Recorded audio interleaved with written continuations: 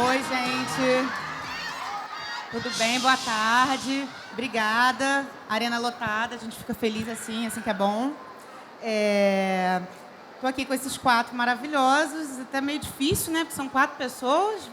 Vou me esforçar. Mas, para quem não conhece, eu acho muito difícil. Porém, apresentarei. Babi Dewitt. Está lançando 2 livros na Bienal, o segundo do K-pop e mais um da Turma da Mônica Jovem. Abel Rodrigues,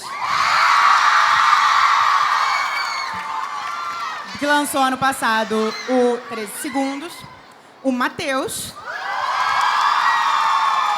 Rocha, que está lançando na Bienal também. E a Bruna Vieira, que não está lançando, mas espero que lance em breve. Sim, prometo. Eu vou começar fazendo uma introdução rápida e que já vai partir para a primeira pergunta. Quando eu recebi o tema dessa mesa, Lendo a Juventude, pensei em falar mais sobre saúde mental do que diversidade e representatividade. Afinal, foi em 2010 que eu editei o Will, Will, Will, do David Levitan e do John Green, livro com temática LGBT que, por meses, frequentou todas as listas de mais vendidos no país e foi o primeiro livro LGBT a entrar na lista do New York Times. Depois dele vieram muitos outros e parecia uma vitória. Mas os acontecimentos dos últimos dias me soam agora como um alerta de que a luta contra a homofobia e a favor dos direitos das minorias é diária. Não podemos descansar um só dia. Não falar sobre isso nessa mesa seria um desrespeito com o público, com os meus amigos LGBT, com o Matheus e, inclusive, comigo. Temos 4 autores aqui, jovens, que são muito bem-sucedidos na comunicação com o seu público, também jovem. E eu, para falar com esse leitor jovem, né, e abordar insegurança, medo e também curiosidade, que são coisas que naturalmente permeiam a adolescência, não pode haver censura. Começamos, então, assim, com uma pergunta. Como é, para cada um de vocês, ler e entender a juventude de hoje, para poder escrever sobre isso e conversar com esse leitor através do texto? Babi. Eu acho que, como você falou, a gente tem uma responsabilidade escrevendo para jovens, né? E muitas vezes isso não é muito discutido, ou muitos autores acabam não entendendo o tamanho da responsabilidade que é. Quando a gente coloca palavras num papel, quando a gente imprime um livro, quando a gente escreve algo que a gente não está só escrevendo para a gente, que a gente está escrevendo para as outras pessoas, essa responsabilidade fica ainda maior, porque a gente está falando justamente com pessoas muito diferentes, pessoas de diversos lugares, pessoas com uma diversidade muito grande, com o multiculturalismo que a gente tem no Brasil. Então, é muito importante que a gente imprima isso nos livros e nas histórias que a gente escreve. O contato com esses leitores é muito importante, porque a gente precisa conhecer para quem a gente está falando, e entendendo o público-alvo, o público para quem a gente está escrevendo, a gente consegue, talvez, trabalhar um pouco mais as histórias para que esses leitores consigam se relacionar cada vez mais com elas. Então, a gente tendo o papel de autores que são autores brancos, autores, sabe, que tiveram muitos privilégios, é também muito importante a gente entender isso para poder imprimir na nossa história realidades diferentes e dar vozes a personagens diferentes de nós, né? O que imprime, talvez, justamente essa ideia da gente encontrar e conhecer leitores que são diferentes, porque eu acho que é através da história deles que a gente muitas vezes se inspira. Bel.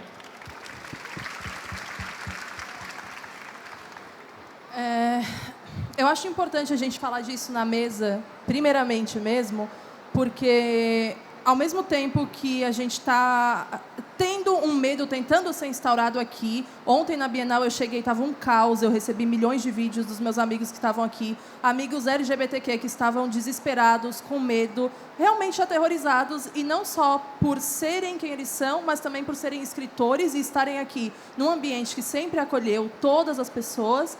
Então eles se sentiram frágeis. como eles sempre se sentiram a vida inteira. E é importante a gente falar sobre isso aqui, porque por mais que tentem, e a gente vai falar sobre isso, a gente vai continuar falando, a gente não vai parar de escrever sobre, e cada vez que as pessoas começam a... As pessoas não, né? Cada vez que algum governante começa a acender aquela faísca do obscurantismo que já está acesa há um pouco tempo aqui no Brasil, há muito tempo, na verdade, mas agora é mais do que antes. É importante que a gente continue falando e escrevendo sobre e lembrando as pessoas aqui que a gente vai continuar escrevendo sobre. Esse medo não vai ser superior a todo o carinho e amor que a gente tem pelo nosso público e pelas pessoas que sempre se viram longe das representatividades que tinham em todas as histórias. Nunca se viram num personagem principal e nem mesmo num melhor amigo do personagem e sempre se procuraram nessas histórias. A gente vai continuar escrevendo para essas pessoas, não vamos parar. Então, podem tentar censurar, podem tentar fazer o que quiserem, a gente não vai parar e eles vão ter que entender isso, entendeu? Porque livro LGBTQ é livro que retrata amor, é livro que retrata carinho e afeto de pessoas que, às vezes, pessoas que a vida inteira tiveram medo de falar sobre isso e agora podem. Como tu falou, em 2010 foi o primeiro livro LGBT que entrou, faz pouquíssimo tempo. E agora que a gente começou, a gente não vai parar. Então, eu espero que eles saibam disso.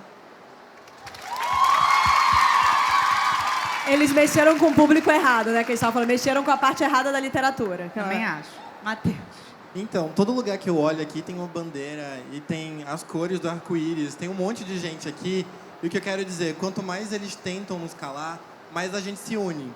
E só da gente estar aqui unido e celebrando o amor e a diversidade, sendo livre aqui, só da gente estar podendo falar, isso é muito bonito porque a gente dá as mãos mesmo e a gente não vai soltar a mão de ninguém. Eles podem tentar calar a gente, mas eles não vão conseguir.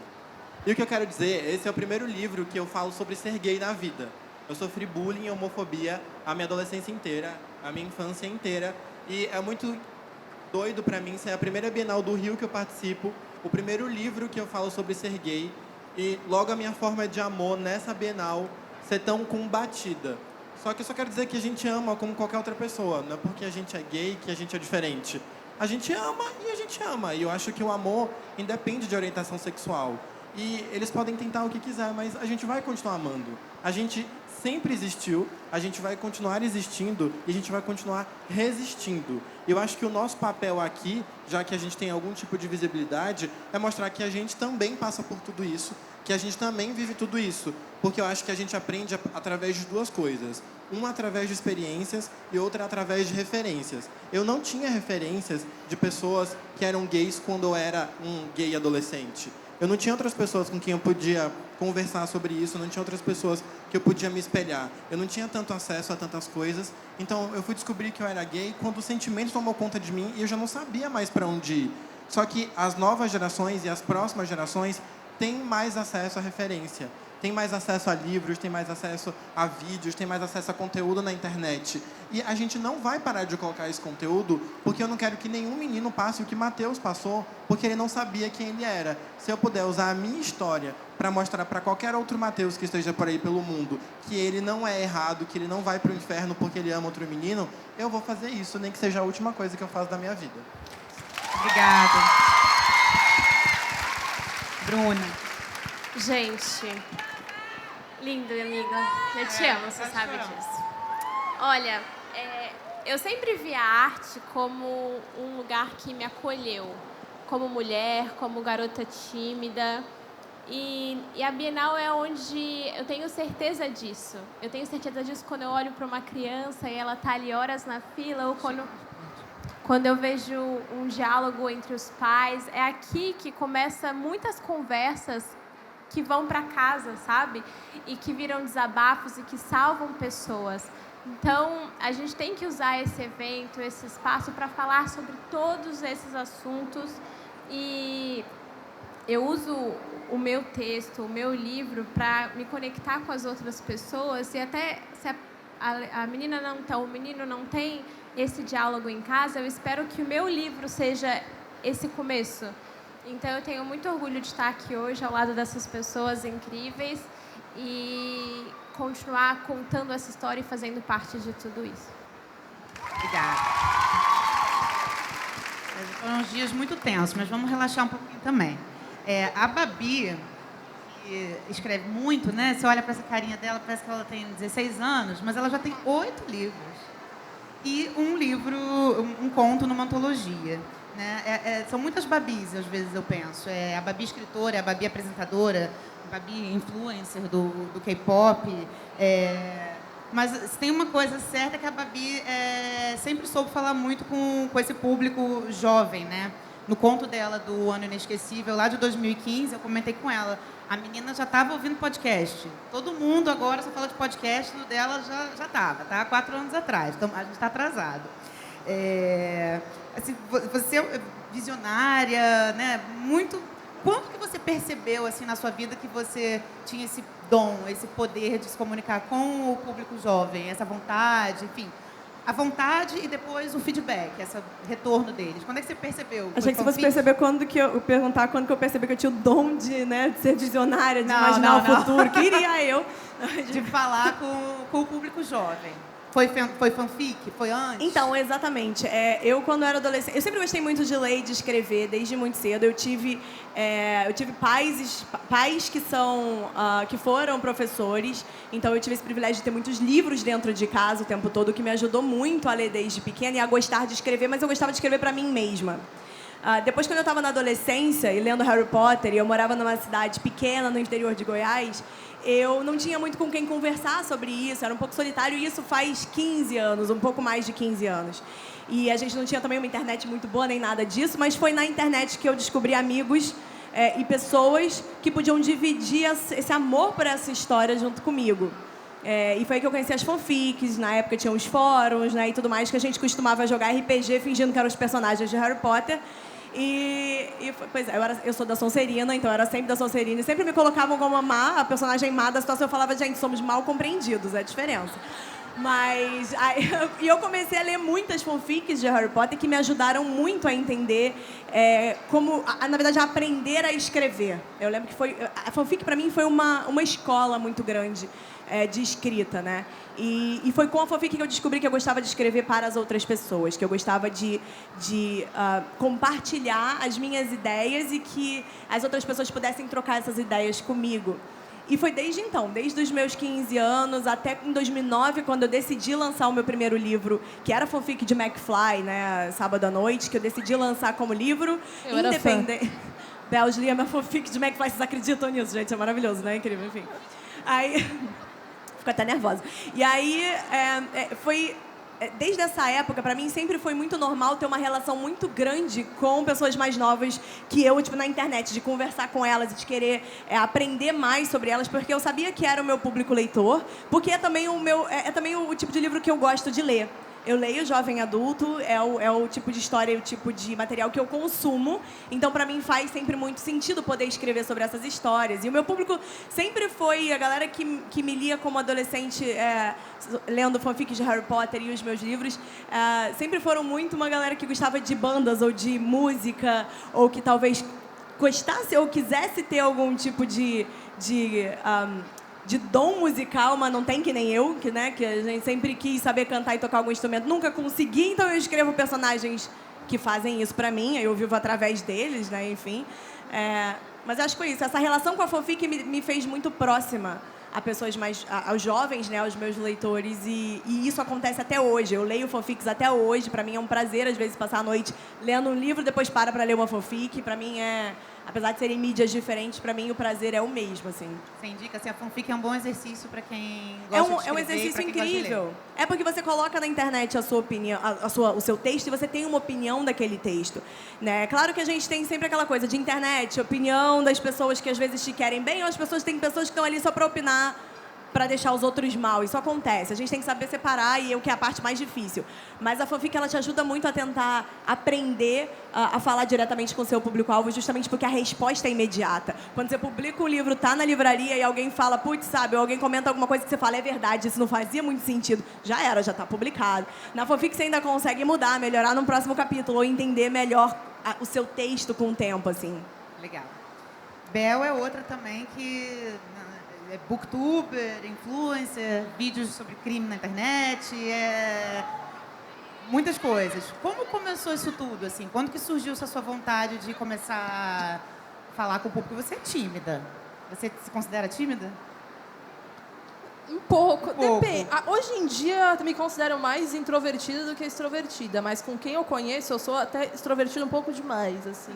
Eu extrapolo um pouco. Eu comecei... Como a Babi, eu sou filha de professora, sabe? Minha mãe, até enquanto ela atuava ainda como professora, ela sempre incentivou muito a leitura em casa. E eu tenho 2 irmãos mais velhos, o do meio não lê. Ele, literalmente, ele não lê. Ponto. E o meu irmão mais velho, ele lê muito. Então, assim, ele também foi uma pessoa que me incentivou junto com os meus avós e minha mãe. Então, assim, quando eu já cresci nesse ambiente, eu já tinha um interesse mesmo pela leitura, comecei a ler muito nova e, assim, os livros começaram a entrar na minha vida.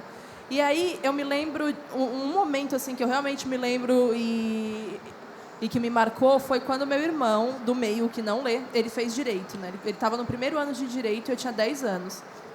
E aí ele tinha que ler um livro para o direito penal e era um livro sobre serial killers. E ele pegou na biblioteca da faculdade. E, no caso, ele só pegou, alugou e deixava em cima da mesa, tá ligado? Que ele não lia. E aí eu esperava ele dormir. Eu abri a porta do meu quarto, via se meus pais estavam dormindo. Não façam isso, gente, tá? Não estou incentivando ninguém, mas assim... E aí eu ia até o livro e eu lia uma página não, eu lia um pouco por dia. E, tipo, o livro ficou lá 2 semanas, eu li em 2, 3 dias. E foi um momento que eu pensei assim, talvez eu goste bastante de ler, porque ele era grosso, assim, era um livro, sei lá, de umas 400 páginas. E aí, depois de anos, eu contei isso pra minha mãe, morrendo de medo ainda. Eu tinha 18 anos quando eu contei pra minha mãe, eu ainda estava com medo de contar. E ela falou que já sabia, o que, né... É um pouco óbvio, porque, enfim, ela sempre sabe de tudo, minha mãe. E assim foi quando eu comecei a gostar de ler. E aí comecei a ler Harry Potter também. Na época eu já lia, né? Com 8 anos eu comecei a ler Harry Potter. A saga de Harry Potter, todos os livros, a série, foi algo que me marcou mais, assim, na minha carreira como escritora / leitora, porque... Foi algo que me incentivou a continuar lendo. Eu esperava pelos livros. Os livros eram caríssimos e a minha família não podia me dar. Então, eu ganhei um na formatura da 8ª série, outro eu ganhava de Natal, mas a maioria eu ia comprar no sebo. E aí eu levava, tipo assim, 50 livros para trocar por um de Harry Potter e ainda pagava mais. Era tipo assim no sebo da minha cidade. Então, eu sempre falo, sabe, que eu comecei por Harry Potter e aí é lógico que o meu gosto tem várias nuances. Então, eu leio várias coisas. Como você falou, desde crimes até livros sua infantos vontade juvenis. de booktuber, na verdade, de avaliar também vem um pouco disso. Sim, Sua eu não paixão tinha com quem conversar em É. casa. Tipo assim, eu tinha a Pan, eu conheci a Pan na faculdade, e aí eu falei pra ela, sabe, que eu tava pensando em criar também um canal, ela me inspirou muito, até hoje eu falo isso pra ela. E ela falou, cria, porque lá realmente tem pessoas que aparecem, sabe, pra conversar. Aí eu criei e aí tô aí ainda até hoje falando sobre isso. Que bom que você criou. Matheus. Na sua bio do Twitter, se eu não me engano, tem escrito assim, um garoto normal até escrever uns textos. Como foi esse processo de escrever na internet e, de repente, ser notado em meio a tantas outras vozes? Porque tem um monte de gente que escreve na internet, convenhamos, não é só você. Como é que foi você começar a escrever e, de repente, ver que as pessoas estavam lendo e sabendo que o que você estava escrevendo seria lido, né? Porque é uma bola de neve, a coisa vai crescendo. Como foi isso para você? Foi doido. A verdade é essa. Eu comecei a escrever para desabafar, porque eu tinha muitos amigos, mas eu não conseguia desabafar com eles. Eu não conseguia dizer, gente, estou passando por um problema, deu ruim aqui, me ajuda. E a única forma que eu tinha de desabafar era escrevendo. E eu sempre escrevi em diário. Eu colocava até aqueles cadeadinhos, não sei se vocês já tiveram diário de cadeadinho. Sim, mas de Sandy Júnior. Tá bem. Então eu escrevi ali porque ninguém ia ler. Só que aí chegou uma hora que eu falei assim, gente, a minha cabeça pensa mais rápido que a minha mão. Não dá conta de escrever tudo que eu penso. Aí eu comecei a escrever no Tumblr. Só que eu não queria que as pessoas soubessem que era eu, porque eu tinha muito medo do julgamento. Eu já sofria bullying, já sofria homofobia. Eu falei, se as pessoas souberem que eu tô colocando os meus sentimentos aqui, ferrou pra mim, né? Aí eu criei um Tumblr chamado Neologismo, em 2009, mais ou menos. E comecei a desabafar sobre o que eu passava. E o mais doido é que as pessoas começaram a me seguir. Aí eu fiquei assim, gente, eu estou perdido. Se vocês me seguirem, vocês vão se perder também. Só que aí, de um jeito muito doido, as pessoas continuaram. Até que ano passado, mais ou menos, eu tive coragem de falar mais quem era o Matheus e não o neologismo. E tive coragem mais de colocar o meu rosto, porque era uma coisa muito... Gente, isso aqui é meu desabafo. Vocês são os meus amigos que ouvem os meus desabafos. Não era uma coisa, eu estou escrevendo para me tornar escritor, para vender livros. Foi uma coisa muito assim, eu não sei fazer outra coisa da vida. O que eu posso fazer é escrever. Aí eu até tatuei aqui, escrever para existir, porque realmente era uma coisa que eu não conseguia falar com as pessoas e escrevendo eu processava aquilo. Então eu acho que eu já nem tenho leitores, eu tenho amigos, porque eles sabem mais de mim do que, de fato, os amigos que estão próximos de mim, às vezes. É muito doido e muito legal também. Eles ajudaram você a se encontrar? Muito. Eu me perdi, eles perdiam junto comigo, a gente trocava experiências, porque eu acho que Clarice tem uma frase que fala, perder-se também é caminho. Então acho que eu fui me perdendo e me encontrando, e por causa deles eu me tornei jornalista. Antes eu fazia engenharia de alimentos. Na verdade eu fiz um monte de loucura da minha vida. Engenharia de alimentos, agroecologia, sistema de informações. Chega o microfone um pouquinho mais perto. Farmácia. Eita! Eu fiz um monte de coisa, até que, escrevendo no Tumblr, eu falei, gente, mas eu acho que eu podia trabalhar com isso daqui. O que eu posso fazer? Aí eu fui pesquisar sobre os meus escritores favoritos, que eram Caio Fernando Abreu e a Clarice Lispector, e eu vi que eles eram jornalistas. Eu falei, e se eu fizesse esse negócio de jornalismo também? Aí eu comecei a fazer jornalismo e me apaixonei, só que hoje eu sou só escritor e eu sou muito feliz por isso. Obrigada. Bruna. A Bruna também faz um monte de coisa. Fico impressionada. Eu sei como você faz para ter tempo para fazer tanta coisa. Você tem 7 livros.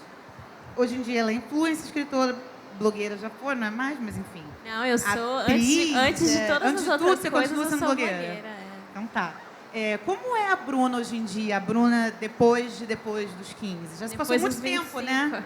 Já passou muito. Então, assim, como é você hoje? A gente, assim, tem um tempinho já que você não lança. Eu acho que o último foi O Ano Inesperado. O Ano Inesquecível foi... Inesquecível, desculpa. Imagina, foi em 2016, 7?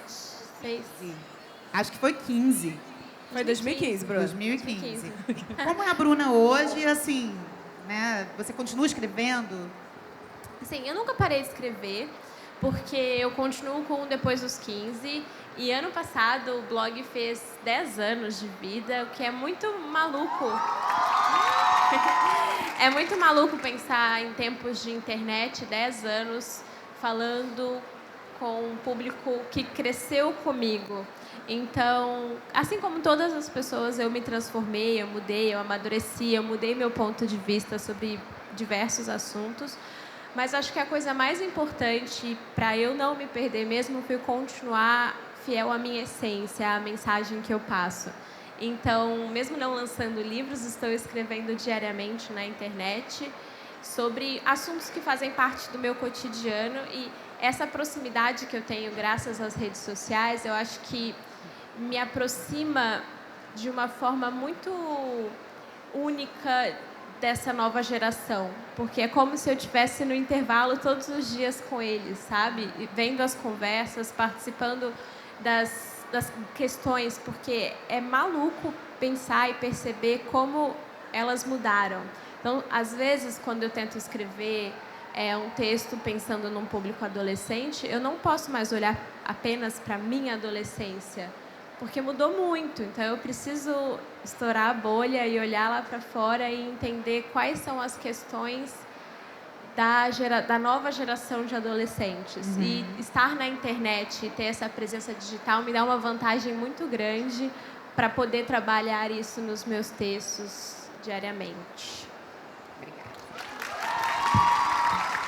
Babi, todos os seus livros falam sobre música em algum momento. Sempre tem música. E agora também ela é produtora de show. Vocês sabem, né? Conta um pouquinho pra gente sobre isso, essa sua paixão que permeia tudo que você faz, a música. Então, eu cresci numa família muito musical. Meu pai e minha mãe sempre cantaram e tocaram vários instrumentos. A minha irmã aprendeu a tocar todos os instrumentos sozinha, sabe? Tipo, uma pessoa muito gênio em casa e tal. E eu nunca consegui. E assim, não foi por falta de tentativa. Eu tentei aprender todos os instrumentos, eu tentava aprender tudo, mas eu sou muito distraída, uma coisa que depois eu fui aprender, que era déficit de atenção e tal, mas eu nunca conseguia focar no instrumento, eu ficava muito nervosa e muito triste, porque eu não tinha talvez esse mesmo contato, essa mesma experiência com a música que a minha família. Então, quando eu comecei a escrever, eu pensei em colocar um pouco disso nos meus personagens. Então, eu queria escrever histórias de pessoas que tivessem contato com música, que tivessem experiências e muito talento musical. Então, era aquela coisa, tentar colocar tudo que eu queria ter, talvez, assim, dentro das histórias. Quando eu me formei em cinema, mas dentro do próprio cinema, eu foquei mais em produção do que em roteiro. Eu sempre gostei muito mais da parte de produção. E quando eu saí da faculdade, eu fui direto trabalhar com produção de shows. Então, desde adolescente, desde muito nova, eu participava da produção de shows de rock underground aqui do Rio de Janeiro. E comecei a trabalhar. Eu fiz produção de Rock in Rio, eu fiz produção do show do Justin Bieber, eu fiz várias outras coisas até eu cair, por exemplo, na produção de shows de K-pop. Que, na verdade, foi uma época que eu estava muito mal, foi um baque de depressão muito grande, uma época muito estranha para mim, na minha vida. E uma amiga me chamou para poder ajudar na produção de um grupo de K-pop que estava vindo, que era uma banda mesmo, né? Não era um grupo, eles tocavam instrumentos. E foi, assim, foi como se eu tivesse visto uma luz, uma coisa diferente e que me trouxe uma outra alegria de viver, assim, sabe? Que foi mexer com esse outro lado de novo. Então, e eu sempre tento colocar um pouco disso nos livros. Acaba que é por isso que eu também coloquei o K-pop e a cultura coreana dentro dos livros. Como eu coloco a música, o rock, outros estilos musicais. Inclusive, na Cidade da Música, eu misturo estilos musicais junto com música clássica. Então, eu quero sempre trazer um pouquinho de tudo que eu gosto. E eu quis começar a trazer o K-pop e a cultura coreana para dentro dos livros, porque a gente não tinha muito material sobre isso aqui no Brasil. Ainda tem pouca coisa. Eu queria trazer essa história, falar sobre isso de forma muito responsável. Então, desde 2012, 2011, que eu estudo muito sobre isso, além de trabalhar com, né, também. E, enfim, assim, para mim é muito natural que os personagens sejam uma parte de mim, e essa parte de mim seja a parte musical, a parte que não tem o talento musical, mas queria ter, assim. Tá bom. Bel, o seu romance tocou muito profundamente as pessoas, assim. Eu vejo que você continua recebendo muito retorno de gente. Eu passei por isso, muito obrigada por escrever sobre isso. Mas também foi um processo difícil para você. E você pretende continuar abordando esses temas mais sérios, mais difíceis, que exigem uma pesquisa? São temas delicados mas que, né, alguém tem que escrever sobre isso, porque quando você escreveu, você viu que, caramba, quanta gente não passou por isso e nunca ninguém tinha falado. É aquilo, a pessoa está representada ali, mesmo que seja uma coisa horrível, né, que a gente não gostaria que acontecesse com ninguém, mas acontece. Como é que isso está na sua cabeça, assim, de daqui para frente? Você continua querendo esse tipo de tema? Na verdade, eu não consigo me ver escrevendo outro tipo de tema. Isso que é muito doido, porque ao mesmo tempo que tirou muito de mim... Gente, o tema do livro, para quem não leu, né? Vai que alguém não leu. É Porn e Revenge. É pornografia da vingança, basicamente. Tirou muito de mim, porque literalmente eu nunca tinha lido um livro com esse tema, que abordasse minimamente esse tema aqui.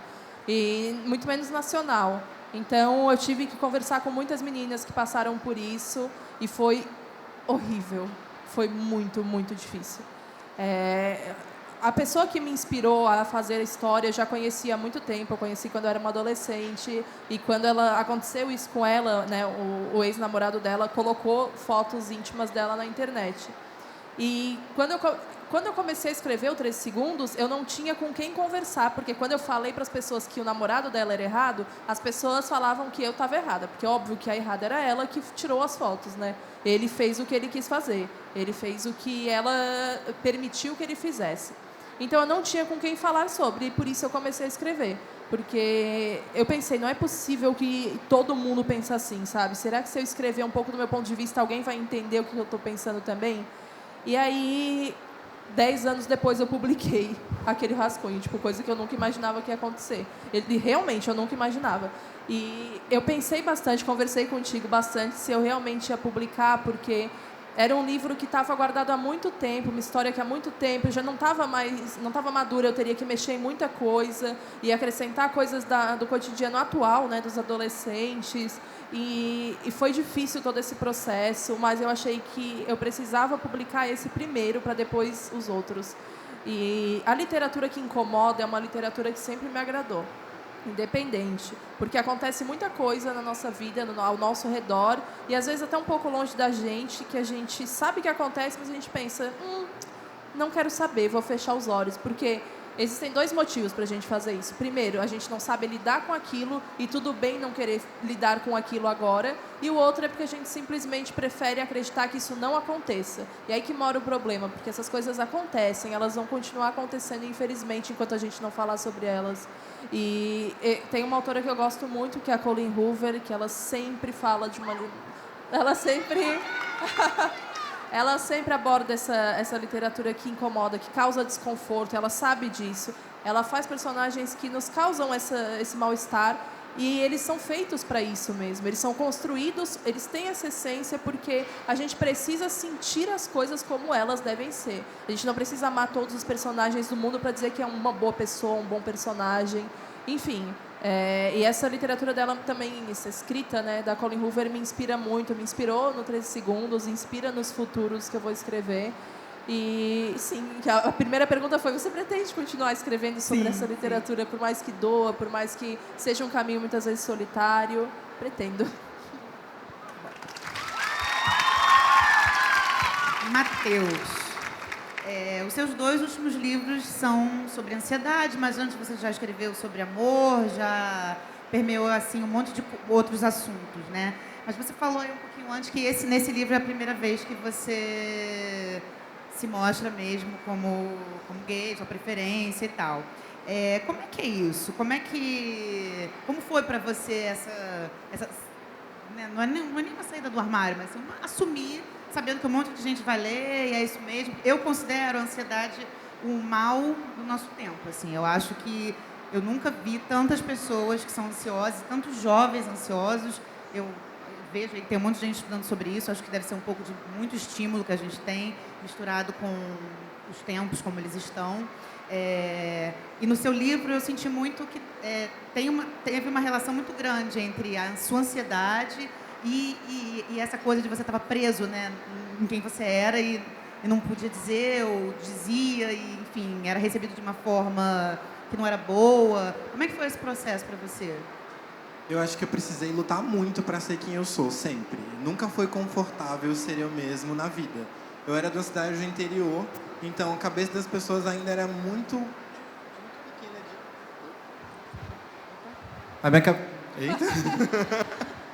A minha cabeça era muito, acho que maior do que a cabeça da maioria das pessoas da minha cidade. Então, eu sentia que a internet era a minha válvula de escape para viver quem eu era. Eu lembro que todos os meus amigos criavam fakes na época para ser o que eles gostariam de ser. E eu criava perfis na internet para poder ser quem eu queria ser na vida real. E não conseguia. Só que não era o Matheus diferente. Era o Matheus que eu era para todo mundo, ou que gostaria de ser para todo mundo, mas que era rejeitado. Por exemplo, eu tinha cabelo grande na época e não tinha o Thiago York para servir de referência. Se tivesse o Thiago York, as pessoas iam falar, ai, que bonito.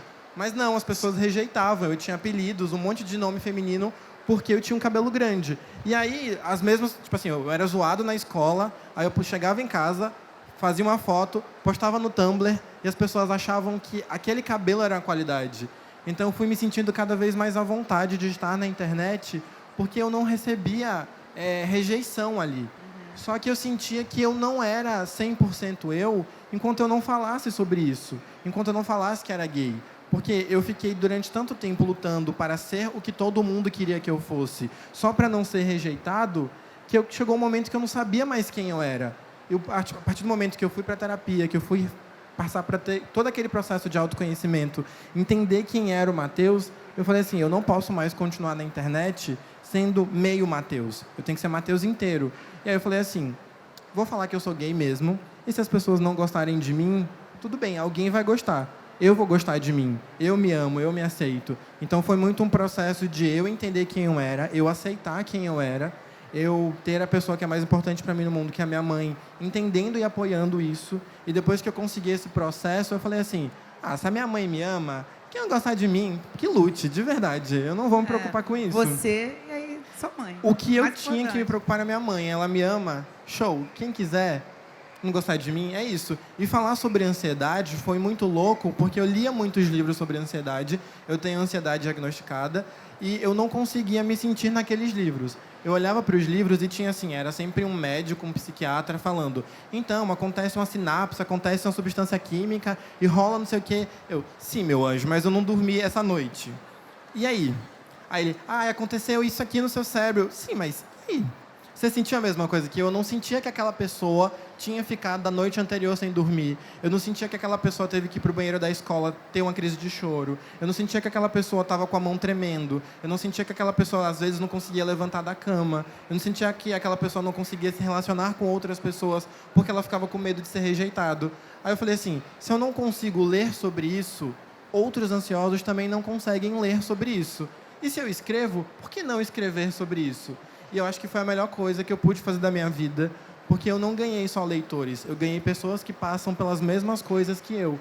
E é muito louco quando você olha e percebe que outras pessoas passam pelas mesmas coisas que você. Porque não tem sensação pior do que se sentir sozinho no mundo. Quando você olha e fala assim, eu sou a única pessoa no mundo que passa por isso. Parece que você é, sabe, o mais miserável dos seres humanos, que você é a escória da humanidade e que você está passando por aquilo sozinho. E quando você vê que outras pessoas passam por isso, eu não sei, eu falei no programa da Fátima outro dia que era como se a gente que tivesse ansiedade carregasse uma sacola pesada. E quando a gente encontra outra pessoa que também passa por isso, é como se cada um segurasse uma alça. Não é que a sacola não exista, não é que ela seja mais pesada, mas fica mais fácil de levá-la, porque outras pessoas passam por isso. Então eu acho que eu ganhei amigos que passam pelas mesmas coisas que eu, e é muito bom não me sentir julgado por eles.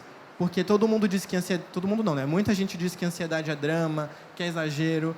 Tudo porque você não sabe como explicar que você estava bem e do nada você teve uma crise de choro. Só que esse do nada não foi que a gente inventou uma causa. A causa existe. Às vezes a gente nem sabe o que é, de fato, de tão subjetivo, mas a gente sentiu. E se a gente sentiu, de fato existe. Então é muito bom ter pessoas que passam... Calma, não é bom ter pessoas que passam pelas mesmas coisas que eu, mas é bom encontrar essas pessoas para eu saber que eu não estou sozinho. E se eu, com o meu trabalho, puder dizer que eles também não estão sozinhos, eu já vou ter cumprido, acho que, o meu objetivo.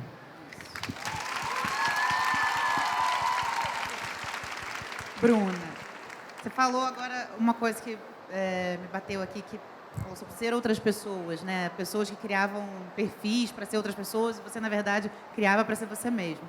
A Bruna, eu vejo muito assim, eu vejo muitas meninas que parecem que querem ser você. Querem saber... Mas quem não quer? Olha essa mulher. Exatamente. O cabelo, a roupa, o estilo que você faz, onde você vai. E, ao mesmo tempo, você também falou logo no início que você é tímida. Então, ou foi. E aí eu acho que tudo isso ajudou você a ser menos tímida. Como é que é isso para você, essa luta do sou tímida e, ao mesmo tempo, tem essa exposição e tanta gente prestando atenção em tudo que você faz porque quero ser um pouquinho Bruna?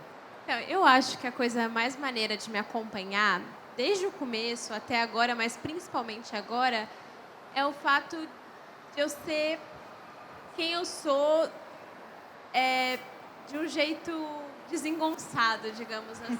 Então, eu tenho acesso, se eu quisesse me transformar e ser outra pessoa, ser alguém que eu saberia que a sociedade ia me aceitar exatamente como eu sou, eu conseguiria. Só que eu gosto de externar quem eu sou por dentro e eu faço disso uma aventura, sabe? Seja escrevendo um livro ou gravando stories. E eu sinto que eu tenho um superpoder em poder mostrar eu sendo assim para outras pessoas. Seja no meu momento mais vulnerável, quando eu falo sobre algo que me dói, que me incomoda, algo difícil. Porque, no final das contas, a minha fonte de inspiração é a minha própria vida. E eu só posso ensinar algo, passar uma mensagem, se eu tiver coragem de viver algo, de transformar aquilo em arte de alguma forma. E quando eu falo sobre a timidez, eu falo que a timidez é um superpoder, porque quando você está quieto, você está reparando, você está observando. E no mundo que a gente vive, você ter coragem de observar, você sentir empatia pelo outro, é um superpoder e, infelizmente, é algo cada vez mais raro. A pessoa ter esse tempo, às vezes, de desligar o celular, né, hoje em dia, e olhar para o outro, e olhar para o mundo, e colocar algo de si no mundo, sabe?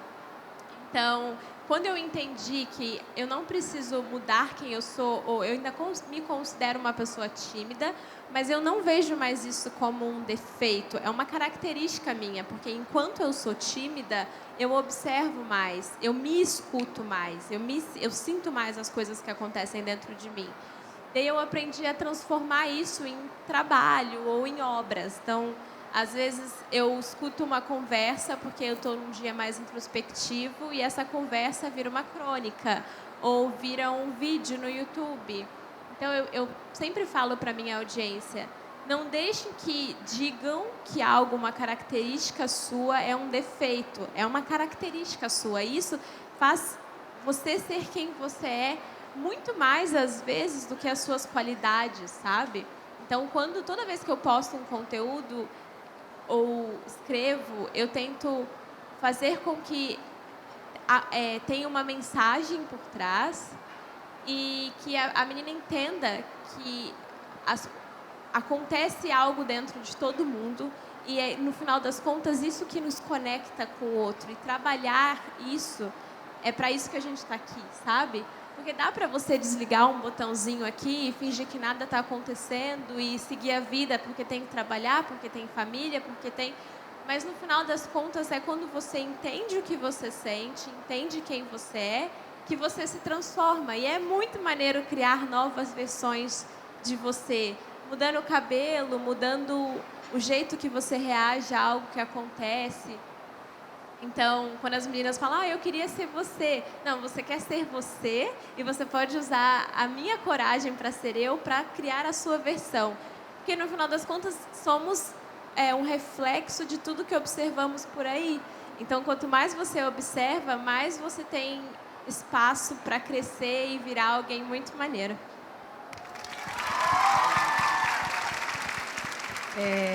Eu vou abrir para pergunta, porque como está muito cheio, medo de não conseguir todo mundo perguntar. Quem quer perguntar? Não. Oi, eu tô chorando aqui. Pra quem não me conhece, eu sou Cecília, eu sou escritora, eu tenho 20 anos, eu tô aqui desde sexta-feira, então... me conhece, claro. E você falou que você queria falar sobre saúde mental aqui. E eu queria fazer uma mistura sobre saúde mental, a nossa situação que a gente está passando agora, do movimento LGBT, que está dando todos esses problemas aqui na Bienal. E nós estamos no Setembro Amarelo. Oi? Que, assim, agora, dia 10 de setembro, vai ser o Dia Internacional de Prevenção ao Suicídio. E eu queria muito que vocês falassem palavras de carinho para os jovens LGBTs que estão passando por... que estão pensando em cometer suicídio, porque eu, com 14 anos, eu gostaria muito de ter tido essas palavras. Inclusive, eu estava chorando aqui, porque é uma situação muito difícil. Realmente, eu só queria que vocês falassem umas palavras de carinho, sei lá. Obrigada.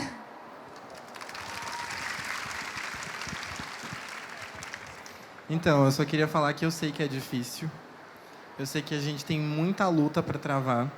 Eu sei que, às vezes, parece que a gente já conquistou muita coisa, mas diante de tantos direitos e da liberdade que os casais heterossexuais têm, os nossos direitos ainda são mínimos. A gente tem um caminho muito longo para percorrer, mas a gente está junto. E a gente vai junto. E não significa que a gente não vai passar por muita coisa. A gente vai passar por muita coisa. Só que cada vez mais a gente vai estar mais junto, e isso vai deixar a gente mais forte. E a gente precisa de todo mundo aqui. Cada pessoa que está aqui é muito importante para somar nessa luta. Então, não pode ir embora. Todo mundo tem que ficar junto, todo mundo tem que ficar aqui. Não estou dizendo que vai ser fácil, mas eu estou dizendo que vai valer a pena. Porque eu já tentei não ser quem eu sou, e foi muito mais difícil tentar não ser quem eu sou do que enfrentar tudo e todo mundo para ser quem eu sou. E hoje eu não me arrependo nem por um segundo de ter brigado com quase todo mundo para dizer que eu sou gay, porque hoje eu digo que eu sou gay em caixa alta, e se não gostarem de mim, eu vou tua mãe continuar gosta. sendo gay. E a minha mãe gosta. E é isso. E eu gosto de vocês. Tipo, a gente tá aqui para somar. Estamos aqui para somar com vocês e apoiar a luta de vocês, porque se é a luta de vocês, é a nossa luta também, de alguma forma. E então a gente fica aqui muito feliz de poder acompanhar, apoiar vocês e poder, né, enfim, participar disso junto e dar qualquer plataforma que a gente puder dar para que vocês possam falar sobre isso, para que vocês possam vivenciar e poder ser, né? Poder viver, inclusive, dentro da Bienal, como a gente sempre falou, poder ler e entender e saber e todas, né, essas coisas que é o que, enfim, a gente tem passado, é o momento que a gente tem passado. Então, era só para dizer que estamos aqui para apoiar todos vocês. Então. Querem falar, Bel ou Bruno, ou já está tudo dito? O Matheus, para mim, falou tudo, então eu até me emocionei, então eu estou assim um pouco... Olha, a gente esquece como nós somos únicos e como ninguém, às vezes nem a nossa mãe, porque nem todo mundo tem sorte de ter pais que apoiam e que entendem. Então, a gente precisa encontrar essa força dentro da gente. E eu vou te dizer que, no momento da minha vida, que eu me senti mais frágil, mais vulnerável, mais quebrada, esse foi o momento que se tornou fundamental para os outros momentos que eu me senti mais forte. Porque é só quando você entende quão frágil você consegue ser que você descobre o quão forte você pode ser.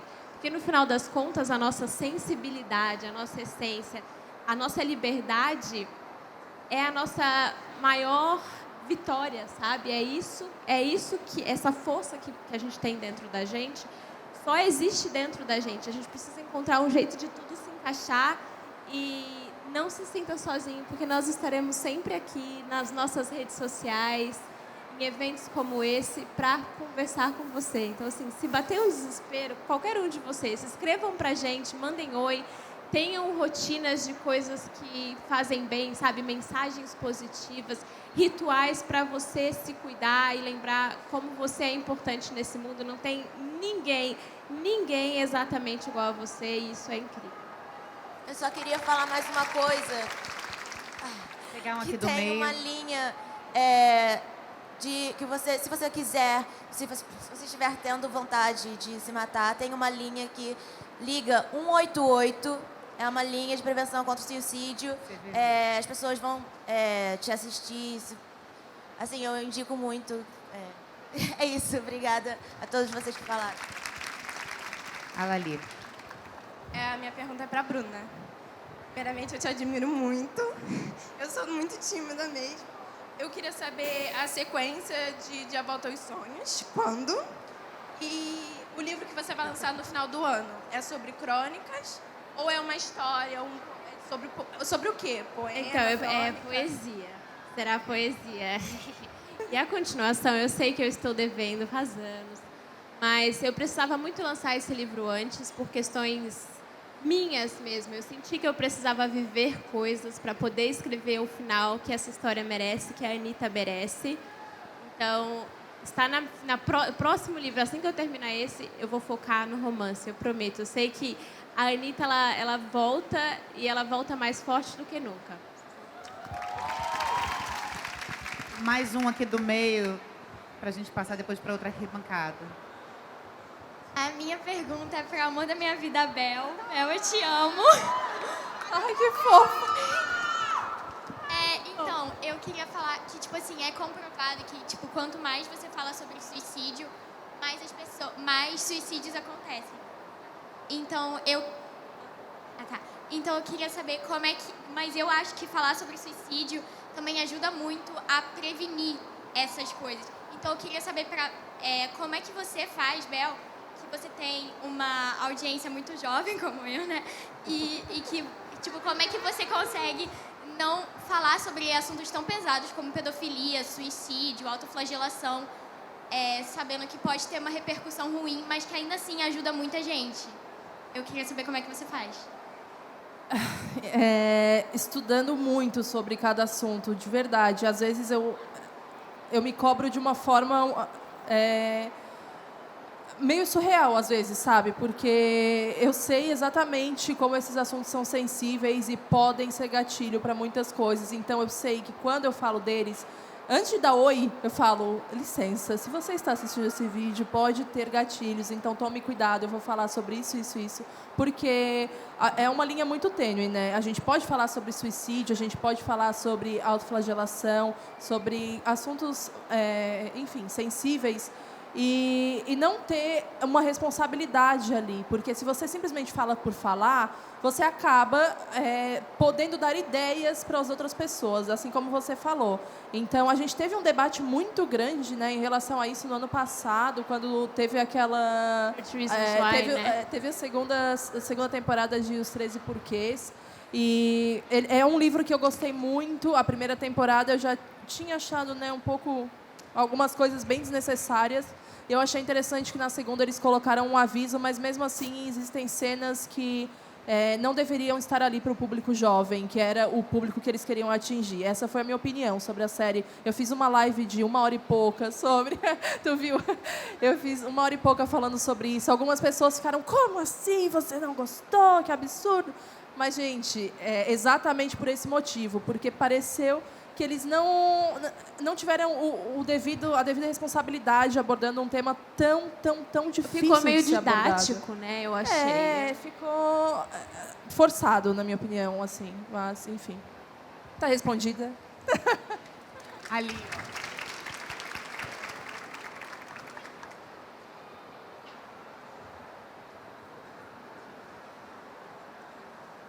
Então, minha pergunta é para a Bel também. Eu fui lá, recebi autógrafo e falei como você foi importante para o meu tratamento, que eu continuo seguindo, mas como você foi importante para aliviar minha cabeça e para ver que tinha outras coisas, que eu não precisava focar só nos meus medos.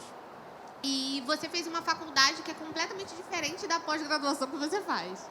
Eu terminei Direito agora e você me inspira muito a falar e a ler e a estudar sobre criminologia. Inclusive, eu acho que eu só vim aqui para comprar milhares de livros sobre isso. Então, eu queria saber para você como é que foi descobrir que você queria fazer criminologia, que é uma coisa completamente diferente da sua área. Então, eu pensava a mesma coisa que você quando eu comecei, porque eu pensei, meu Deus, comunicação não tem nada a ver. Como eu vou falar para os meus pais que eu quero fazer uma pós em criminologia? Aí, a minha mãe já sabia dos meus gostos peculiares, né? Como eu falei, com 10 anos eu li um livro de serial killer. Mas eu conversei com eles, conversei com a minha mãe. Eu tinha certeza que eu queria fazer isso mesmo. Não porque... óbvio que também porque eu gosto muito de ler sobre isso, mas porque eu queria entender melhor o sistema carcerário, criminal e penal do nosso país, especificamente. Óbvio que eu li, né, mais sobre sistemas também lá de fora, mas principalmente o do Brasil. Então, ela não está tão longe da comunicação, porque a gente precisa saber interpretar a comunicação não verbal também. Muitas vezes ela é predominante num momento. E quando essa comunicação não verbal para mim, pelo menos, né, pelo que eu já analisei e já estudei, é a comunicação predominante em presídios, em encarceramento em massa. E quando a gente está falando sobre injustiça, quando eu falei sobre Olhos que Condenam, na série dá para perceber a comunicação não verbal. Então, ela é muito importante na psicologia, e psicologia é uma parte muito alta, muito grande da criminologia. É quase o principal. E, bom, como que eu lidei com isso? Estudando também, tipo, eu fui de cabeça, eu li muita coisa sobre a pós, eu realmente me dediquei muito a entender melhor essas pessoas e as pessoas que fazem a criminologia aqui no país acontecer ainda. Ainda é não uma vertente, mas ainda é uma matéria, uma ciência empírica que difere muito de várias outras, e muita gente acha que criminologia é estudar sobre casos que aconteceram, Isabella Nardoni e Suzanne von Richthofen, tipo, não, sabe? Criminologia, ela é algo que aborda algo muito, muito, muito mais complexo, que é o sistema penal, a seletividade penal, e nisso existe um mundo, existe um abismo. É claro que casos concretos como esses crimes, né, que têm os autos públicos são realmente importantes para a criminologia, para a gente estudar sobre, mas a criminologia não se resume a isso. E, enfim, ela é muito, muito, muito maior e muito mais teórica. E eu fico feliz de ter te ajudado. Eu te agradeci também quando tu foi lá pegar o autógrafo.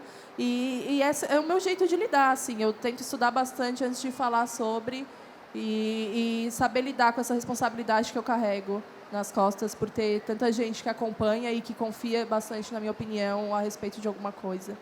Isso. Obrigada.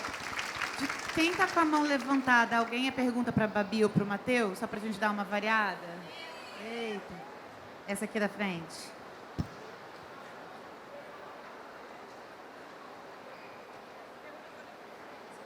Cadê o livro, Babi? Tá, a minha pergunta é pra Babi. Não faz muito tempo que meus pais deixaram eu ir a show de K-pop, essas coisas, porque não sei se eles não confiavam ou alguma coisa assim. Mas eu percebi o quanto que começou a me deixar melhor. Indo e ouvindo e vendo essas coisas. K-pop e tudo. Eu queria saber se, não só, mas vocês também, se tem tipo, alguma música ou que consiga inspirar vocês e faça melhor do jeito que conseguem fazer. Na verdade, assim, música, como eu estou falando desde o começo, é algo que me inspira. Eu escrevo sobre diversas coisas nos meus livros. Eu tenho personagens que, como eu falei, refletem muito quem eu sou. Eu tenho personagens que falam sobre, como o Matheus, que falam sobre ansiedade, que falam sobre déficit de atenção, que falam sobre outras coisas que eu passo diariamente também. E a música é uma parte que ajuda demais, assim, quando você acorda e você, às vezes, não se sente bem o suficiente para poder levantar. E, às vezes, até o fato de você levantar da cama se torna um pequeno objetivo. Então, às vezes, quando a gente tem ansiedade, pequenos objetivos são muito importantes. Então, levantar da cama, às vezes, sabe? Ou a própria depressão, lavar o rosto e fazer esse tipo de coisa. E, para mim, a música sempre ajuda muito como acompanhamento. Então, colocar uma playlist legal, uma coisa bacana que te anime é muito importante também. É claro que isso pode não funcionar com todo mundo. Foi algo que eu encontrei e que me ajuda pra caramba. Às vezes eu me torno uma pessoa chata para os meus amigos e para as pessoas que estão à minha volta, porque eu só falo disso, eu só quero pensar nisso, mas é algo que tem me tirado de um buraco muito grande diariamente, assim, sabe? Então, para mim tem sido algo muito importante. Para você, e ver que isso é algo importante para você também, que isso te ajuda no dia a dia de alguma forma, e que você descobriu isso, porque eu acho que a maior parte, a melhor parte é você ter descoberto algo que te faz bem. Né? Porque, como acho que até Bruna e as meninas, vocês falaram sobre isso, de tentar descobrir pequenas coisas que fazem bem para você e se agarrar a isso, porque no mundo que a gente está vivendo hoje é difícil, é até muito difícil achar pequenas coisas que fazem bem pra gente, sabe? Então, eu fico feliz que tenha sido isso, porque sendo jovem, você descobrir uma nova cultura, descobrir abrir a sua cabeça para, né, para coisas que estão aí do outro lado do mundo e que a gente nem imaginava, é muito bacana e vai te ensinar muita coisa. E então é isso, a música, que bom que você encontrou um pequeno espaço, um pequeno momento para poder se sentir feliz. E eu acho que é isso. Eu não sei se foi essa a sua pergunta, mas eu fico empolgada para falar dessas coisas. Então Alguém tem pergunta para o Matheus? Ali.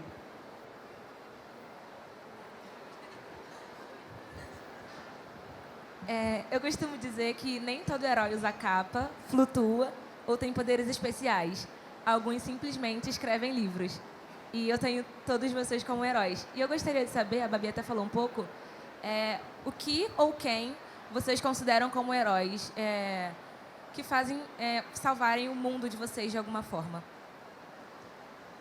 Que bonito isso. Quero ouvir, tô curiosa. Então, acho que o exemplo que eu vou dar é muito... Tentem fazer a mesma viagem que eu faço. Vamos lá. Meio que a pergunta que fizeram para a Babi sobre música. Música sempre me ajuda muito. E até nesse livro eu falo sobre criar uma playlist SOS Bad. Porque quando você está triste, se você ouve música triste, você afunda mais ainda. Então, se você tem que achar uma válvula de escape. Que às vezes, quando eu tô triste, eu sinto que eu preciso chorar pra sentir aquilo. E aí depois eu me sinto livre. Mas tem que ter um limite. Não, mas é porque não tem problema chorar e não tem problema se sentir mal e querer tirar aquilo de você pra depois. Eu acho que eu tô entendendo. O problema é o meio termo. 6 horas seguidas de Lana Del Rey que a coisa fica complicada. O limite, foi o que o Matheus falou, limite. Qual é o limite? Então, eu descobri na Amy Winehouse, a minha cantora, que era o SOS Bad. Por isso que eu falei que eu ia fazer uma analogia meio... Vocês iam ter que me acompanhar. Mas eu juro, se eu estiver tendo crise de ansiedade, se eu estiver triste, se eu estiver não sei o quê, eu só preciso assistir... Uma música conforto. Então, eu só preciso assistir o DVD dela inteiro. E eu juro, na última música eu tô feliz. Então, quando você descobre o seu cantor, que é a sua SOS Bad, que vai te ajudar a passar por aquelas coisas, ajuda muito. Tipo, o barulho do mar me acalma muito. Eu acho que os barulhos, de uma certa forma, tendem a acolher muito a gente. E por isso que eu acho tão legal quando alguém é muito fã de uma banda, porque você sabe que nos momentos que você estiver mais precisando, tem a música daquele cantor, daquela banda, daquela cantora que vão te abraçar, que vão te acolher. Então, eu acho muito legal isso de ser fã de música, porque música, sério, salva a gente. Eu tenho... Calma. Seus heróis, Bruna. Eu gosto muito, muito de fazer com que as minhas redes sociais façam com que eu me sinta bem. E eu sei que é difícil falar, poxa, mas rede social... Então, eu faço uma curadoria muito, muito legal de pessoas que eu sigo, pessoas que eu interajo, pessoas que eu engajo. Aquela parte de descobrir do Instagram, sabe? Tipo, daquela lupinha. Como eu sempre dou like em textos, ele me mostra sempre muitos textos. E ali eu descubro muitos ilustradores e artistas, escritores, enfim, de forma geral. E eu coloco isso na minha vida. Então, assim, no meu dia, eu sempre tenho os 20 minutinhos que eu vou tomar o meu café, que eu gosto muito, que eu vou buscar... É como se eu fizesse um mural na minha parede, só que dentro da minha cabeça. Então, frases que me lembram coisas que, no fundo, eu já sei, mas que às vezes eu esqueci, porque eu tive uma conversa com alguém que me deixou pensando em algo ruim, ou porque aconteceu algo que deu errado. Então, eu pego o mural invisível e vou pregando todas essas frases, todas essas ilustrações. E aí, no final, a minha mente vira um lugar bonito de novo. Porque a gente se preocupa muito com, eu quero viajar ao mundo, eu quero decorar minha casa, mas antes de qualquer outra coisa, a gente mora dentro da nossa cabeça e dentro do nosso corpo. Então, se a gente não cuidar do nosso corpo físico e da nossa emoção, a gente pode estar no lugar mais incrível do mundo, que ele não vai trazer alegria e felicidade para a nossa vida. Então, o meu exercício, além de óbvio, eu quero trabalhar, eu quero ter grana, eu quero viver as coisas, mas a coisa mais importante, tipo, do segundo que eu desperto, é ter certeza de que eu estou usando o meu tempo, a minha energia para algo que me faz bem. E a internet é onde eu encontro essa inspiração. Então, eu acredito que dá para fazer isso se você tiver esse controle de fazer uma curadoria que é boa para você. E aí, cada pessoa tem que descobrir o que faz bem para você. Eu gosto de ouvir uma banda evangélica. Eu gosto de ouvir K-pop. Eu gosto de ouvir rock muito pesado. Ler poesia. Parece que finalmente alguém entendeu o barulho que a minha cabeça faz. Enfim, cada pessoa tem essa conexão. E isso eu acredito, em coisas que tem a ver com outras vidas, enfim, mas você tem que descobrir o que é para você. E para isso você tem que experimentar. Então, cria esse exercício, sabe? Quando você sentir uma faísquinha de felicidade, é daqui que ela tá vindo, então deixa eu focar nisso, sabe? Isso me ajuda muito. Isso pode mudar muito, né? Tá? Isso muda. Você nem sempre vai ser a mesma pessoa. Você não vai ser a mesma pessoa todos os dias. Você não vai gostar das mesmas coisas todos os dias. E tá tudo bem se amanhã você pensar, poxa, eu gosto de uma coisa completamente diferente. Ou eu não gosto mais daquela música, ou daquele artista, ou daquele escritor, ou daquele texto. Hoje eu gosto disso. Isso que me faz bem. Tem muita gente que se sente culpado, que acha que não tá sendo fã o suficiente, ou que acha que é uma pessoa ruim por estar sendo alguém ou por estar num momento diferente, mas isso acontece com todos nós, né? Então, assim, é muito natural. Então, por isso que minha resposta vai ser uma mistura de todos eles, porque hoje eu acordo achando que talvez comer um chocolate é a melhor coisa do universo e vai ser a melhor coisa, o melhor momento do meu dia vai ser aquele pedaço de chocolate que eu comi. Amanhã pode ser já outra coisa completamente diferente, assim, sabe? Faltou a Bel. Você não vai falar, Bel? pouquinho quem são heróis ou heroínas, enfim. Quando o Matheus falou sobre ser fã e tal, eu só me identifiquei horrores, porque eu sou muito fã de muitas coisas. E eu acho que isso é um ponto de equilíbrio na minha vida muito grande, porque eu preciso desse equilíbrio. Eu consumo muita coisa pesada, muita coisa difícil de ser consumida. E, especificamente, assim, parando para pensar, existem 2 artistas, na verdade 3, se a gente for ver, que tem 21 Pilots, que é a minha banda favorita, e eles escrevem muito sobre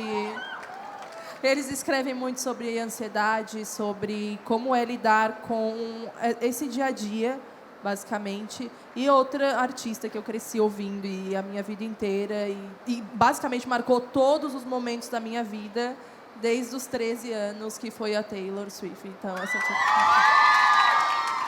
Amiga. Tudo. eu sou muito Swift, infelizmente. Ela lá em cima, coitada, ali, ó. Não se joga da coisa, não.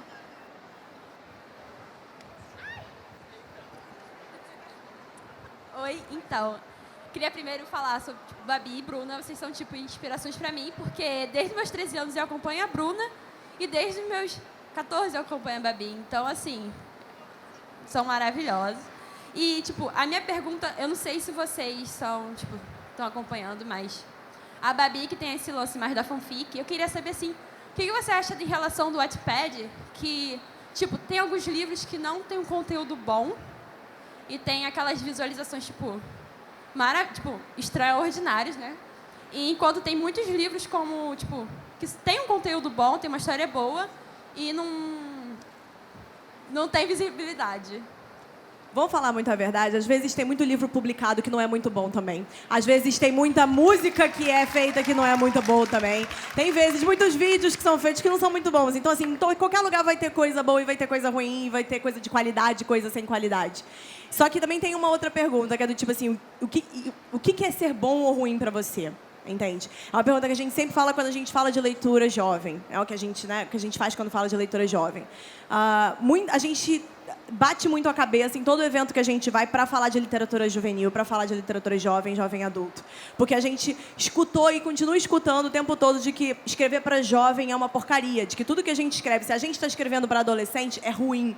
É automaticamente ruim porque o adolescente só lê coisa ruim. Não tem nada não tem nada da alta literatura, não tem nada que enche a cabeça de coisas boas, que é um monte de porcaria, romance bobo, um monte de coisa assim. É o tipo de discurso que a gente sempre escuta e que a gente tem que sempre bater contra, sabe? Então, mas é aquilo. A gente sempre pergunta para essas pessoas, é ruim para você por quê? E é ruim para quem? Se ao mesmo tempo que você chama de ruim, para ela tá fazendo um bem danado, tá salvando a vida dela, ela tá acordando ou ele tá acordando e lendo aquilo, e aquilo fez o dia dele melhor, ou então tirou ele, às vezes, de um buraco onde ele estava, ou, enfim, a pessoa no sentido, mas é por isso que é importante a gente ter essa noção de que pode ser ruim para a gente, mas, no geral, talvez não seja ruim para todo mundo, né? Porque se faz bem para alguém, isso não pode ser chamado de ruim de jeito nenhum. Então, é muito bom saber, só para poder entender um pouco esse limite. Mas é claro que coisas sem qualidade existem, vão continuar existindo.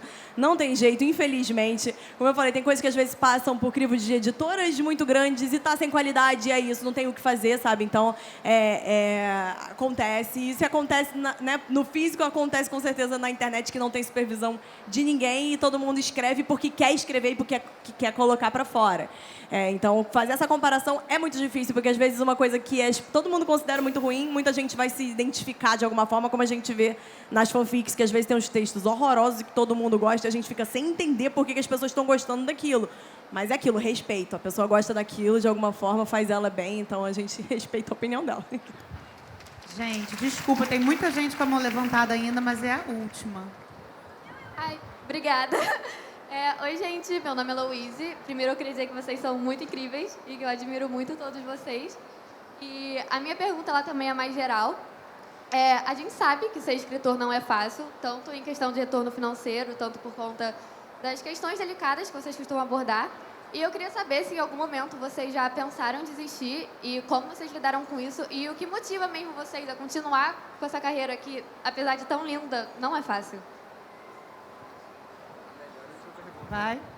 Não, pode falar. Começa por você. Começar por mim? Pode. Nossa, a melhor última pergunta, viu? Muito legal. Olha, não é fácil, mas eu não saberia fazer outra coisa. Então, eu acho que o que me motiva é quando eu vejo que alguém passa pelas mesmas coisas que eu e que eu não estou sozinho, como eu falei anteriormente. E, de verdade, eu acredito que todo mundo tem acredito que todo mundo tem uma missão na vida. Então, eu abracei a escrita como a minha missão. E se eu puder abraçar as pessoas através das palavras, eu acredito que é isso que eu quero fazer para o resto da minha vida. Eu acho que ser artista nunca é uma escolha. A gente nunca pensa assim, eu vou ser artista. A gente pensa assim, eu não tenho como não ser artista. Não é uma coisa que você escolhe, é aquela coisa te escolhe. E você não consegue ir por outro caminho. Então, eu sei que é difícil, eu sei que tem muitos percalços pelo caminho, só que se é o seu sonho, luta. Pode ser difícil, pode demorar, mas se o seu coração está falando que é para você fazer aquilo, não desiste, porque eu tenho certeza que quando você deitar a cabeça no travesseiro, a sua consciência tranquila de saber que você está seguindo o seu caminho e lutando para ser quem você sonha ser, vai ser o maior pagamento que você pode receber. E vai valer muito a pena. Bruna ou Bel, para poupar a voz da Babi só um pouquinho. Olha, eu tenho essa vida dupla, porque eu também trabalho criando conteúdo para a internet. Mas eu juro que dentro da minha cabeça, quando eu transformo um pensamento, uma ideia, seja num texto de podcast, num texto de blog, em algo que eu vou falar nas redes sociais, a coisa mais importante para mim é passar uma mensagem. E o ser humano, ele gosta de se sentir compreendido, sabe? De transformar, de fazer essa coisa, tipo, achei que só acontecia dentro de mim e também acontece dentro de você. E existem muitas formas de fazer isso hoje e acho que você consegue ser autora e usar a internet a seu favor para apresentar o seu trabalho para muitas outras pessoas, que é o que eu faço.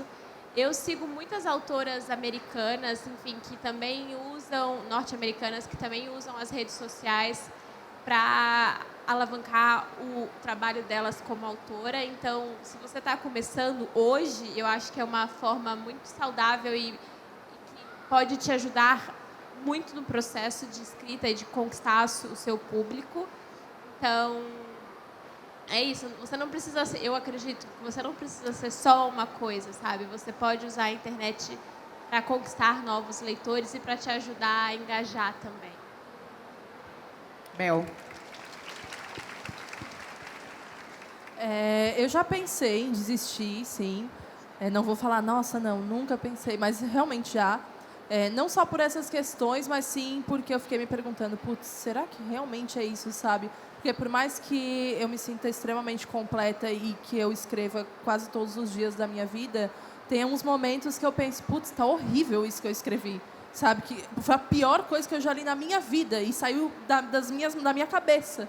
Como que pode eu querer continuar escrevendo? Mas esses momentos vão continuar, sabe? Eu acho que o Stephen King falou que ele tem esses momentos, então eu tô de boa, tô tranquila. Se ele ainda tem, depois de 500 mil livros publicados. Mas, falando sério agora, eu... Ela fala como escreve, é muito bonitinho, né? Falando sério agora mesmo. Quando eu me lembro de não desistir, em momentos como esse, sabe? Em eventos como a Bienal, em pessoas que chegam até mim porque me conheceram através do livro e não através do canal e das outras mídias que eu tenho, em pessoas que chegam sem conseguir controlar a emoção, falando que o meu livro foi extremamente importante, como aquela menina também falou na hora que ela perguntou, e ela falou também comigo lá. A Bienal do ano passado, em São Paulo, foi assim, uma Bienal divisora de águas para mim, porque foi quando eu lancei o 13 Segundos e eu tive um contato com o meu público que eu nunca tinha tido, que foi essa troca, sabe? Eu já tinha escrito um conto antes, mas quando eu faço um livro sobre algo que muitas meninas já passaram, e uma menina chega para mim e fala que só teve coragem de contar para alguém depois de ter lido, aquele é um momento que basicamente tudo vale a pena. Então, em eventos como a Bienal, em eventos literários e em trocas como essa que a gente está tendo aqui, são nesses momentos que a desistência vai embora e eu só quero continuar escrevendo, sabe? Babi. Então, eu concordo muito com o que eles estão falando, assim, bastante, mas eu acho também importante a gente não romantizar tanto, porque não é fácil. Você trabalhar com arte no Brasil é muito difícil e trabalhar com arte é muito complicado, porque a gente está quase sempre solitário, a gente está quase sempre tentando falar com coisas da nossa própria cabeça e tentando colocar para fora sentimentos e coisas que às vezes a gente não quer colocar para fora, mas que às vezes a gente precisa. Enfim, então não é uma coisa, realmente não é uma carreira fácil, não é fácil de se alcançar. A gente teve diversos privilégios para chegar nisso, sabe? Então a gente também tem noção de que nem todo mundo, que às vezes, nem pessoas que às vezes têm um talento absurdo, que escrevem super bem, vão conseguir publicar um livro. Isso é triste demais a gente pensar sobre isso, mas realmente não é um caminho que realmente que seja fácil para todo mundo, justamente porque o nosso mercado é muito, ainda é um pouco nichado, e o nosso mercado artístico no Brasil é muito, como é que eu vou falar? Tipo, é muito pequeno, não é valorizado e é muito difícil chegar lá justamente pela falta de valorização, né, da arte e tal. Então, ao mesmo tempo que tem toda essa parte que eles falaram que é super incrível e que realmente faz muito bem pra gente, que se a gente puder abraçar todo mundo, é isso que a gente quer fazer com os nossos textos e com os nossos personagens, e que em eventos de Bienal como esses, e dias como ontem, que no final do dia estava todo mundo abraçado e todo mundo pensando, não desiste, sabe? Se tem alguma coisa que você tem que fazer, é escrever agora, nesse momento, mais do que nunca, é fazer arte, colocar para fora, porque arte é política, arte é tudo isso também. Existe o outro lado de que realmente não é fácil viver disso, sabe? São poucas pessoas que conseguem viver disso, e criar essa ideia na cabeça de que eu vou largar tudo para poder viver disso não é uma realidade para quase ninguém no Brasil. Então, se você tiver essa oportunidade, é muito bacana e faça, mas se não tiver, não se sinta culpado, porque você não está sozinho, sabe? Então, se puder fazer como hobby, se puder estar na internet, às vezes você pode ser descoberto, enfim, pode acontecer algo assim, mas não se culpe também se for algo que você quer fazer e você às vezes não consegue no momento, sabe? Temos que encerrar, né? Temos que encerrar, desculpa. Gente, infelizmente a gente não tem mais tempo. Eu sei que muita gente queria perguntar ainda. Com exceção da Bel, que tem voo, então ela vai ter que ir para o aeroporto. Todo mundo vai estar autografando aqui do lado de fora. E os livros estão à venda no stand das editoras ou na livraria que tem aqui em frente. Tá? Muito obrigada, foi muito bom. Obrigada por vocês terem vindo. Quem gostou, bate palma!